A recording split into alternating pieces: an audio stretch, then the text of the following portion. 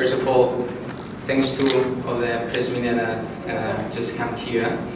Thanks to Global TV, thanks to Championing, thanks to One Anti Group, thanks to Tanzanian Standard News, thanks to Bongo 5, thanks to Sutikali TV, of course thanks to Assam TV, and finally thanks to IPP Media.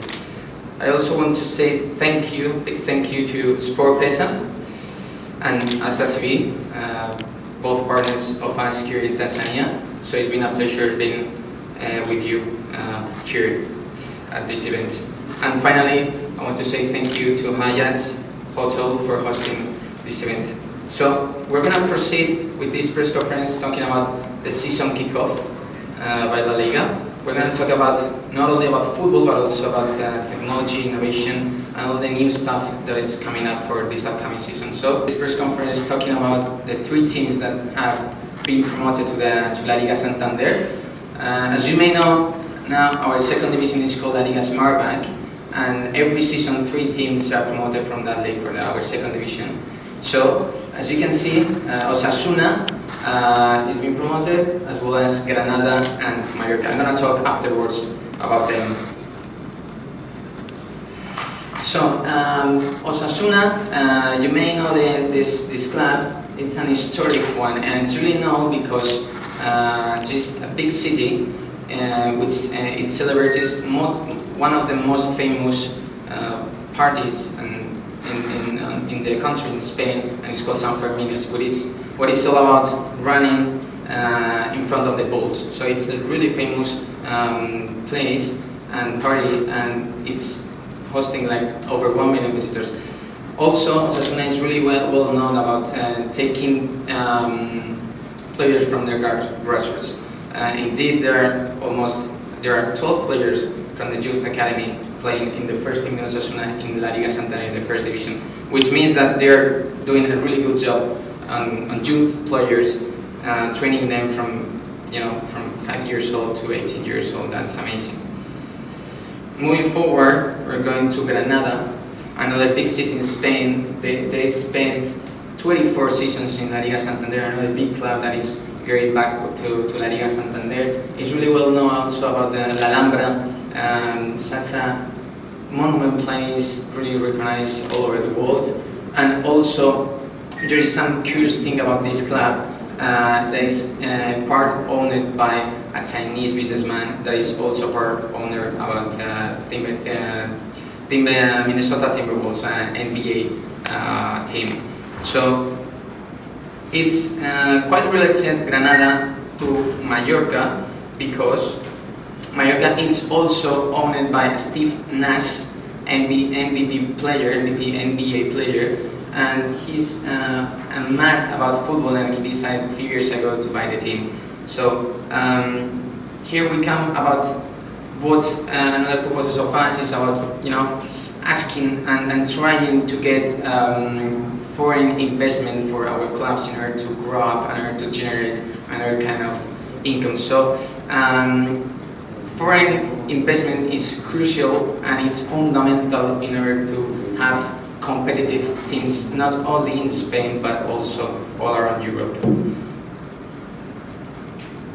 So then we're moving to a slide that I think that you really are going to enjoy.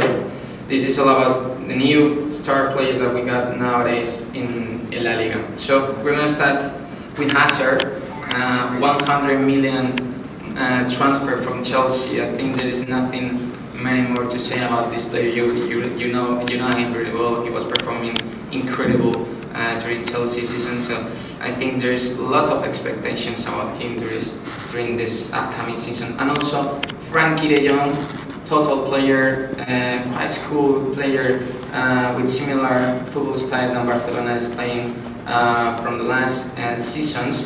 And I think he's a ball-playing midfielder tradition as Barcelona had during the 10 previous years. So it's a kind of replacement to Xavi Hernandez and Iniesta, that are incredible players that Barcelona they are already missing. So following slide, Joe Felix and Nabil Fekir. João Felix, as you may know, is the second most expensive 19-year-old player, which is amazing. So he did a really good play last weekend, and also expectations are very high because of its high price and his short age. So we will enjoy with this player for sure. And Nabil Fekir, and I really like this case because it shows that not also top class, but not only top class, but also medium class are having this, economic strength in order to purchase players from big leagues, as is the French one. So Real Betis club is also willing, and they also can afford players with that dimension, as Nabil Fekir is already world champion winner with France. Going deeply, talking about the African players, we got also a strong African presence in La Liga this season. So we have Cameroon and Ghana that are leading the way with 6 players apiece. Among them, Toko Kambi, Cameroon, playing for Villarreal, and Thomas Partey from Ghana playing at Atletico Madrid. We follow with Morocco, led by Fedal at Real Betis, and En-Nesyri playing at Leganés. Moving forward to Senegal, posting Papa Diop at SD Eibar, and Ndiaye at Getafe. Nigeria with 3 players, Ivory Coast with 2 players, and finally with 1 player we have Benin, Central African Republic, Mauritania, Togo, and Algeria.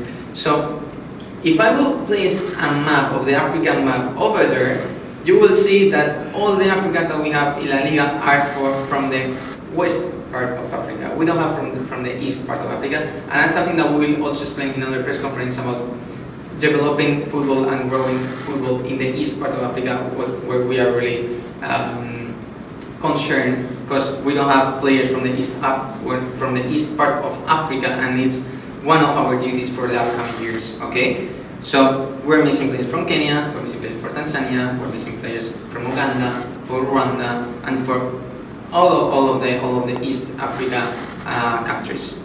So honestly, it's a concern for us. And as you may know, FARID MUSA is a Tanzanian player, and he's now in Tenerife. He's playing for the reserve team. Hopefully he has the opportunity in order to promote to the first team. Okay. So, and also something interesting for all of you is that we're gonna broadcast for free on our YouTube channel, La Liga YouTube channel, every season in La Liga Smart Bank. So that's a strategy in order to also to be close to young people in order to have that engagement with them. So hopefully we have FARID MUSA playing for Tenerife this season.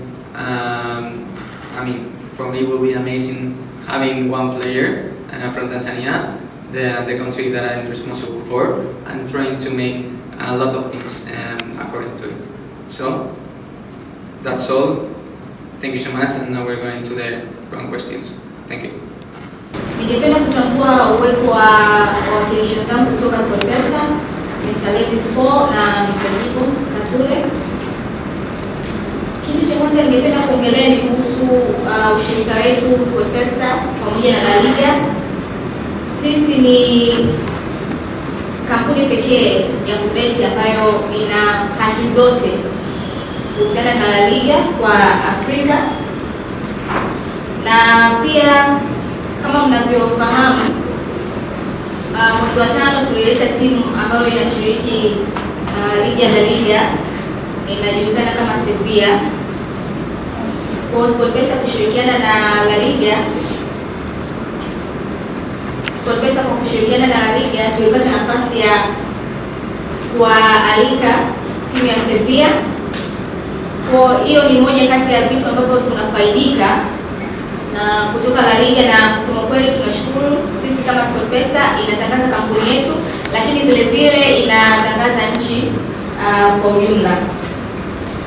Kuelekea huu msimu mpya ambapo Alvaro alizungumzia, ambapo tutaweza kupata nafasi ya kuona new players na wachezaji wengine ambao wanachipukia, ambao wamepata nafasi kujiunga na timu mbalimbali zinazoshiriki katika ligi hii kwa kupitia channel ya Azam TV. Lakini vile vile hizi mechi ningependa kuwafahamisha ndugu waandishi wa habari kwamba vile vile zitapatikana kwa kupitia website yetu ambayo ni www.sportpesa.co.tz, ambapo wapenda soka kuache tu kuenjoy kwa kuangalia mpira, vile wanaweza kuweka ubashiri wao kwa kupitia website yetu ama kwa kudownload application yetu